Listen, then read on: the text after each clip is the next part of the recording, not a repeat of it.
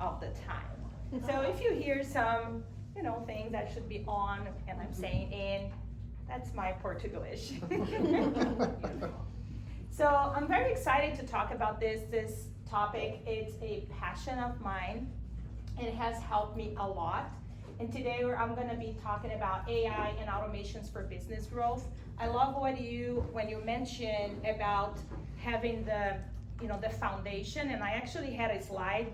Instead of the iceberg, it was the tree. So because when we see the beautiful tree, we don't see the roots that are underneath that. And a lot of those, the roots are exactly what brings and sustain that tree, right? And the same thing with our business. And my goal today is to explore a lot of the automations and the AI options, because even though we have heard about it, it's hard for us to have an idea of how to use it, what's available. And I chose an example about a KPI so I could kind of, tag into what you're saying.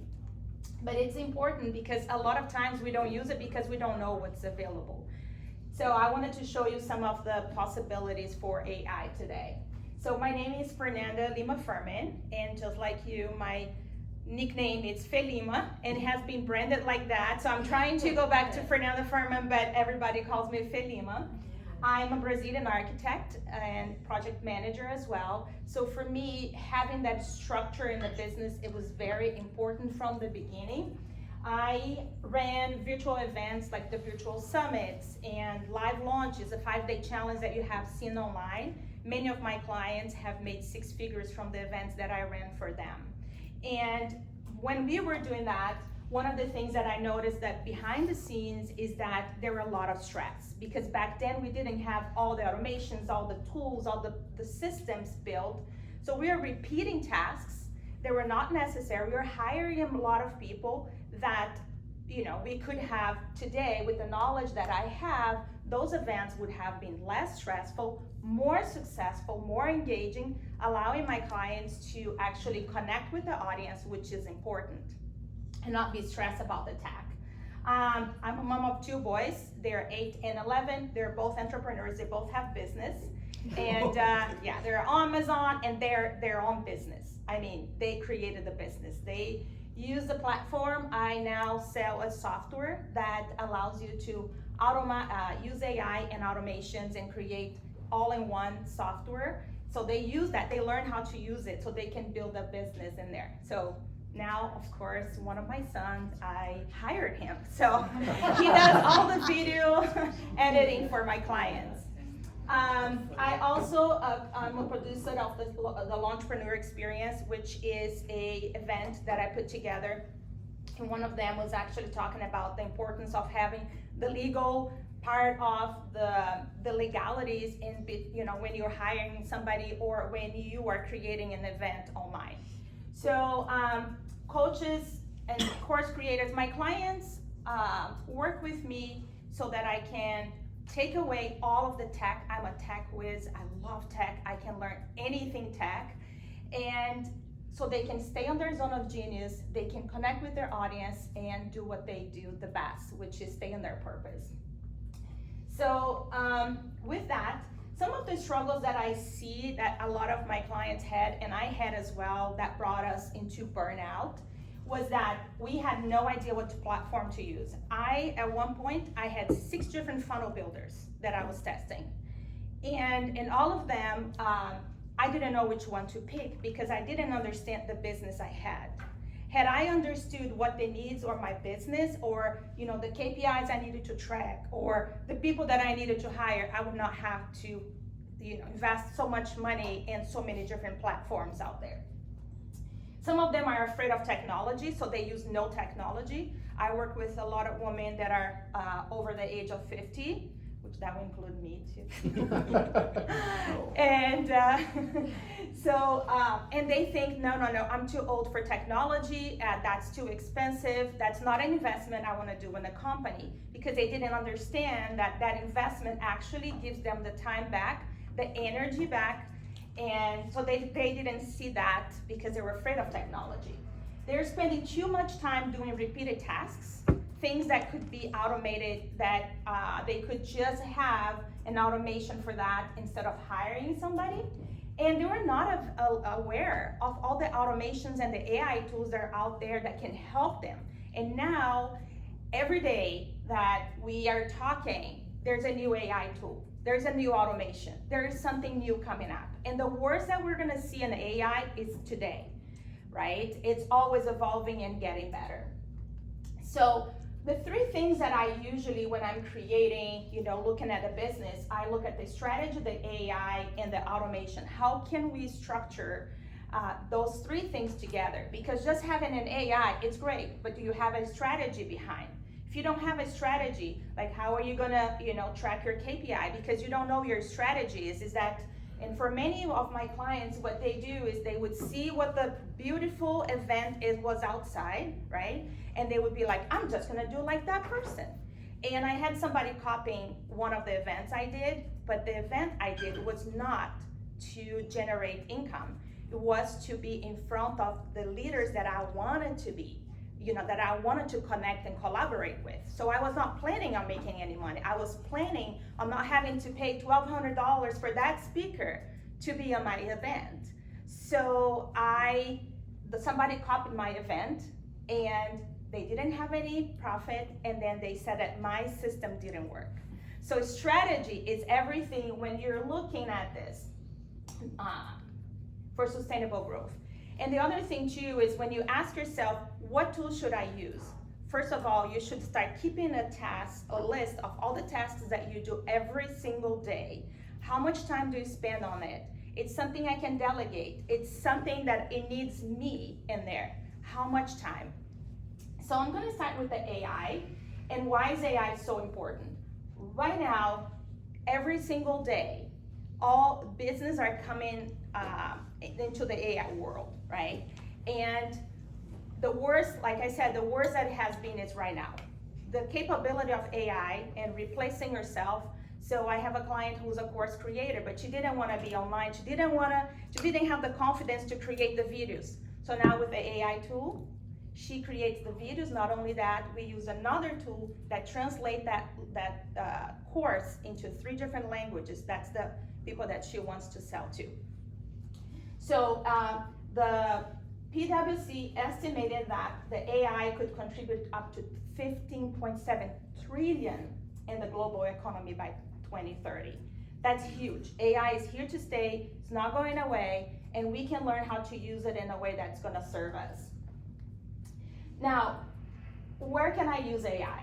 And here's just some of the ways, and I'm gonna give you practical examples. I have a lot of screenshots that I can from the business and how we use that practically. So I use AI to create branding for my clients, to create the logo, social media content, website, copies, book calls, create courses, SOPs, and this is huge. There is a tool that's called Tango, and every time I'm doing a task, what I do is I record it, I use Tango, and it keeps track of every single one of my clicks with the screenshots. So that way, when somebody comes and they want to work with me, because one of the biggest trouble that we have today is finding, and hiring people. It costs a lot of money to hire and fire somebody. So I create the SOPs. As I'm creating something, I just make sure that I have the methodology and the steps so that Tango will keep everything and creates the SOPs for me. So how do I use that to analyze data? It's very important. One of the things that we see today, how can you change your business if you don't understand the numbers?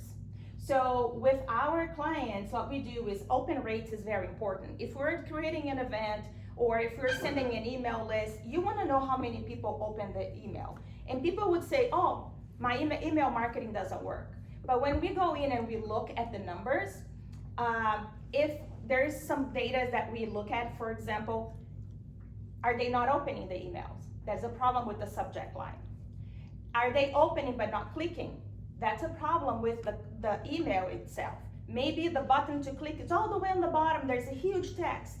They're not listening, they're not reading. So then we move that up. So there's no way to change if we don't know exactly what it is. Maybe they're clicking, they're opening, clicking, but they're not registering. So maybe the sales page is not a good sales page. They're not really capturing the emails in there. So we also look for attendance rate, calls, conversations, how many calls were booked, how many many people canceled or didn't show up. Those are the data that in your business that you need to keep track of.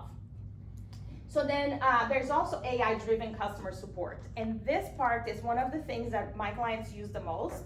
It's actually replacing a lot of the repeated tasks. When somebody goes to sleep, your team goes to sleep, your business is not on 24/7. But with AI now, you can actually have your business 24/7, having an AI to answer the questions, the most common questions. It gives you a lot of more time to work on your business, so you don't have to be there on your business all the time answering that. And also, you don't need a large team right now. You can scale your team down because you don't need to have 3 people on the clock answering questions. Especially now that we do business globally, there are people from all over the place, right? Different time zones. And I love this quote: the role of the CEO is not to be the boss and the worker. So as we are the boss and we are the CEO of our company, we need to learn how to delegate, and we need to know that there's some tasks that you need to hire people to do it. So with the automations and with the AI, I have a lot of tools. If you guys would like to have, I have a spreadsheet that I'm a spreadsheet crazy lady. I should have actually a shirt, because my whole life is on the spreadsheet. But now with automations and the AI, I'm actually transferring a lot of that, but I still use the spreadsheet. So for that, I have a spreadsheet with a lot of the tools that I use, what they're used for, and different options as well, and I can share that with you. So automations will allow you to streamline your performed tasks and the repeated tasks that you have. And if your business depends on you, you don't own a business, you have a job. And it's the worst job in the world because you are working for a lunatic, right? So here are some things that we can automate. And it's not even all of it. It's just some of the things that we do very often in our business. Affiliate sales, client experience, quizzes. A lot of times, quizzes are great to pre-qualify your clients. So you put a quiz. So for example, what are the automation tools that are you an automation expert? And then you start asking questions, and then they go like, oh, I'm not. Then you know this person, and and do you have a team? Do you want to automate? So the quizzes are all automated. The answers are automated. They get the answers immediately, and they pre-qualify themselves. So you don't need to be on the phone qualifying people anymore. And we do the invoicing, also the email marketing, the follow-up, the reviews are very important. And here's an example, and I hope this does not make you go crazy. That's how my brain works.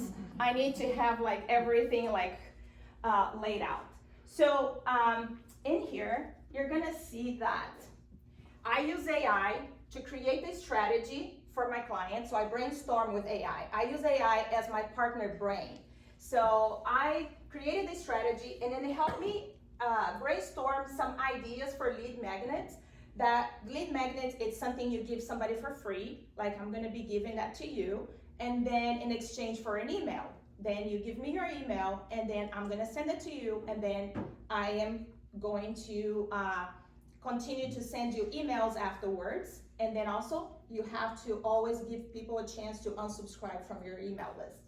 So then then it creates the lead magnet for me to give to the people. It creates the images, it creates the headlines, it creates the text. Of course, I still go there with my human interaction, and I need to go to AI and say, okay, I still need to change some things because my brain is still my brain, right? And with the AI, even if you give them the best prompts, I would suggest still look at it. Don't just blindly trust. I use the paid version of ChatGPT, but the free version also does a lot for free. And the input is important. If you want a good output, your input has to be really direct to the point. Imagine that you're talking to an employee that you need to give every single detail. All your vision has to be there for you to get the right output. And then, so it generates the images for my funnel, for my email list, for my email, for my lead magnet. Also creates a copy for my landing page. It creates the copy for my emails and wrote the social media content for the calendar to promote. Also, afterwards, after all of that is done, I analyze the data and the KPIs through ChatGPT. Okay. So then, as I created this lead magnet page, somebody comes up here, gives me their name, email, and phone number. I always make it optional because you don't want people to feel like I don't want to give my email, then you lose the client, the connection there. So then it takes, so from here, the landing page, which is this one, then they get a confirmation page, and this page could be something that you have a video on it. It could have, that really tells people what you do. And if you're trying to get with a client, for example, a chiropractor, they want to get somebody that is pre-qualified before they come in, what you do is you have a video explaining what you do, why you do it, and then it gives them a chance to either connect with your vision, understand like this is a good person, I want to work with this person, or just say, you know what, this is not for me, and they don't waste your time. They don't waste their time either. And then once they sign up, they get into an automation. They get a confirmation email, and then they get into this automation where they start getting through all the sequence. And the beauty of automations is that once it's built, you forget about it. Unless you want to, create a more robust automation. But once you did that, then everything just rolls. So they receive an email. Then I also add a tag. So for example, the tag today is chamber. So when you sign up, in my system, it's going to show as a chamber. So when I want to send an email, I just go chamber, and all of you are going to be there, I hope. And then I'm going to send a mass email list that is also has your name on it. It's going to say, hey, so-and-so. And so it's still personalized, but it comes from an automation. And then also sends a text message. And all of this is inside of the software that I was mentioning. And then you can keep all your conversations in one place. So now it's connected to Facebook, Instagram, and you can see all the conversations in one place. And also sends a notification internally. So you have a new client, I have on my automation to say, hey, a new client, booked a call. Somebody booked a call, somebody purchased, anything that needs special attention. It goes to a pipeline. So now when I go to my system, I said, okay, I have all of these people here as leads, but we're not closing. We need $1,000 before the end of the month. How can I get $1,000? And a lot of times our clients are around us and we just don't think about them. We always think about new leads, but we're not looking at the people that are already in our world that we can connect with. This allows me to see who came into my world, who they are, and how they came into my world. If they came from an event, if they came from a past client, from a referral. So this is a little bit of what happens on the back end. Now, as far as KPIs, when I look at my landing page, when somebody clicks in there, it goes on my system and tells me, okay, 10 people looked at that page, 6 were unique, meaning somebody's coming back more than one time. Only 6 people are unique to that page, but for 10 clicks, that means somebody's coming back and forth. Now that data tells me that page needs to be changed because I need to have people staying on that page and not coming back there. So then it tells me how many people order from me and what is my opt-in rate. So this gives me on the back end how many people got to my thank you page, a little bit of an understanding if that page is actually working. So that is one of the KPIs that we track. We also track, let's see. Okay, I don't think. Let's see. Okay. So this is another thing too, is Google will punish you if you don't respond to reviews on the Google. So one of the ways we do is once we connect with somebody, we ask them, can you please leave me a review? And this system actually sends a review immediately and also allows you, and this is how you can see on the dashboard, and also allows you to reply right here. You don't have to go to Google, you reply right here, and it gives you better ranking with Google. So let's see here. This is a pipeline example, and this is like what automation looks like on the back end. So potential client signs in for a free trial. They show up in my pipeline as interested. Then this is all automated. There has no human interaction here. And there's only one thing from all of this that has a human interaction. So they show up in my pipeline as an interest. Then we get an internal notification saying we have a new potential client. Then they get an onboarding email with the next steps and the login information. They receive a copy of their invoice if there's something we're selling like $1 or $10, whatever it is. They receive a copy of their invoice, and then 13 days later, they receive an email and a message saying, hey, your trial is about to expire. You still have another day. So that way, people don't get upset, oh my gosh, I got charged. Now they have to call for a refund, and it hurts our account, and it takes time from our team to process the refund. So instead of that, we love to have like transparency. So what we do is we send them a reminder before that expires, the trial ends. All of this automated. Then if they decided to stay, they get charged. Then they show up in my pipeline as a signed up. We get an internal notification saying client signed up. Then they get an onboarding email with the next steps to get set up internally. Then they receive a copy of their invoice, they receive a copy of their contract. Our team gets notified to contact the client, and then this is the only time that we have human interaction. Now we personally onboard that client, we personally send a voice message or a video to make them feel like they're seen. All of this, only one thing, it's done manually. And good. So here are some automation examples, and this is a KPI that we look into. Like I was talking about email rate, opening rates. So this is very important for marketing analysis to know what's working, what's not working. Without that data, you can't really make changes, right? So what we do is, somebody comes in, if they say yes and they leave a positive review, we'd say yes. Then we send a link to book a call. If they reply no, we send a notification. Then if they don't reply to the SMS, then we call, we send voice message, we wait a day. So there's a lot of different automations you can do.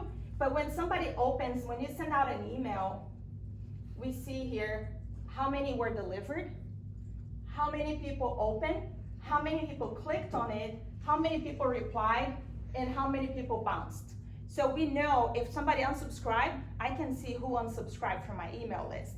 And I can put more effort on the things that matter instead of just being, throwing spaghetti on the wall. My email list is not working, or nobody's opening, nobody's showing up. So why? And then you can see on the back end, the details, like all the emails, if they open. So if somebody called, and happened many times, I never received the email. I could not do this because I didn't know about it. And then it shows that they opened, the time they opened, and it shows that they clicked. So I took a screenshot and I said, maybe somebody in your team has done it and they didn't inform you. But I knew it was the person because I can also see the IP address. So this helps me change and prepare for changes in the business, for the growth of the business. Now, the question is, if you get 10 clients today you walked here and everybody signs up with you, do you have a way to onboard them successfully, that they are gonna be wowed and say, wow, this was an amazing experience? The majority of us are gonna say no, right? Who do I talk to first? What do I do? Hey, create the contracts, can you give me a week? And I'm telling that because also happens to me. So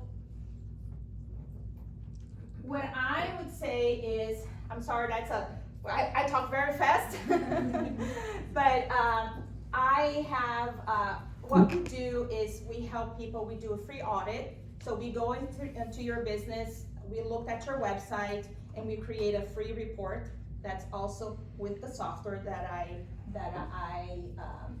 I have, and we give you everything, like maybe the images are too big, maybe the images don't have the right name so that can be SEO friendly, maybe you don't have your email correctly, maybe you have different things across the whole your whole internet world. Then also there is a demo that we do based on your business. So what we do is we meet with you online, and then we go through your business after we do the audit, and then we send it to you, and then we do a quick demo of what can you and what should you implement first in your business as far as automations. And there's a 30-day trial. Usually it's a 14-day, but I created a page for the chamber, so you can have a 30-day trial and see what the software looks like on the back end, and play around and see what you can create. And depending with the demo, what we do is we install also a funnel there for you, so that you have something tangible to play with. It's not just, what do I do here? So thank you so much. I appreciate your time, and I hope I didn't overwhelm you with all of the tools. Anybody have any questions? Did you create that software? Is that your own software? No, so it's licensing. So Okay. I pay a higher price, and then they allow me to rebrand and sell it. What software is it? Go high level. Oh. Yeah. Cool. Yeah, so they're